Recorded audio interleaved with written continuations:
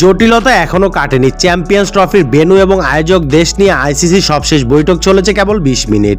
ভারত ও পাকিস্তানের একরেখা সিদ্ধান্তর কারণে এখন পর্যন্ত আটকে আছে ক্রিকেটের মিনি বিশ্বকাপ খ্যাত প্রেস্টিজিয়াস এই আসরের সব আনুষ্ঠানিকতা। শুক্রবার কোনো সিদ্ধান্ত না আসার পরে আইসিসি নিজেদের বৈঠক মুলতবি করে রেখেছে শনিবার পর্যন্ত। সবাই কোনো পক্ষই সিদ্ধান্তে আসতে পারেনি বলে সূত্রের বরাত জানিয়েছে ক্রিকেট ভিত্তিক website ক্রিকবাজ। Pakistan cricket board PCB গতকালই অভ্যন্তরীণ সভা শেষে চ্যাম্পিয়ন্স ট্রফি কোনোভাবে হাইব্রিড মডেলে না নেওয়ার সিদ্ধান্ত জানিয়েছিল।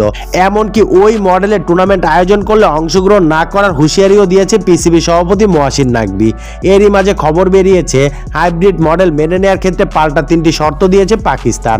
ভারতের গণমাধ্যম ইন্ডিয়ান টুডে তাদের সূত্রের বরাতে শর্তগুলো প্রকাশ্যে এনেছে, যেখানে দাবি করা হচ্ছে পাকিস্তান 2031 সাল পর্যন্ত ভারতে অনুষ্ঠিতব্য সকল আইসিসির আসরে নিজেদের জন্য হাইব্রিড মডেল দাবি করে রেখেছে। ভারতের গ্রুপ পর্বের ম্যাচ দুবাইয়ে হতে পারে, তাদের নকআউট পর্বে খেলাও সেখানে সমস্যা নেই, কিন্তু ভারতের বিরুদ্ধে যে সকল দল খেলতে যাবে তাদের নিরাপত্তা পর্যাপ্ত থাকতে হবে। অর্থাৎ দুবাইয়ে অবস্থানরত সব দলের জন্যই সমান নিরাপত্তা নিশ্চিত করতে হবে। ভারত যদি গ্রুপ পর্বে বাদ পড়ে তাহলে আগের সূচি অনুযায়ী সেমিফাইনাল ও ফাইনাল লাহোরেই হবে, দুবাইয়ে আর কোনো ম্যাচ হবে না। এই শর্তে পিসিবির পক্ষ থেকে জানানো হয়েছে ভারতকে যদি ভবিষ্যতে আইসিসির কোনো প্রতিযোগিতা আয়োজনের দায়িত্ব দেওয়া হয় তাহলে পাকিস্তান খেলতে যাবে না। পাকিস্তানের সব প্রতিযোগিতা কোনো নিরপেক্ষ দেশে ফেলতে হবে। এই 3টি শর্ত আইসিসি মানলেই তবেই হাইব্রিড মডেলে রাজি হবে পাকিস্তান।